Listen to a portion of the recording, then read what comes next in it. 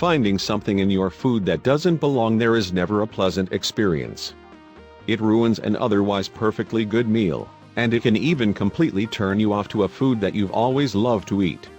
A woman named Becky Garfinkel from Corona, California was preparing dinner for her family one evening when she came across something that made her scream. Becky and her family had just gotten home from their local Target where they did their grocery shopping for the week. They never had a problem with any of the food they'd purchased there before. In fact, Becky trusted it more than most of the supermarkets in her town.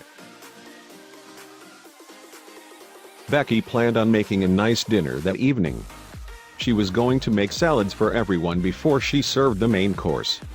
She bought her usual triple-washed organic spring mix of lettuce, which she strained in a colander and added onions and dressing to. But she had no idea what shocking surprise was in store for her. After Becky plated the last salad, she finally sat down to eat with her family. About halfway through her salad, she looked down, and her eyes opened wide with horror. She leaped up from her chair and shrieked at what she saw on her dinner plate. It was a live frog. Becky couldn't believe what she was looking at, and neither could any of her family members. She was so confused. She washed and strained the lettuce thoroughly, so how did this little amphibian make his way onto her plate? Becky, who is a vegetarian, instantly felt nauseous. She started worrying about all the different types of bacteria the frog could have been carrying.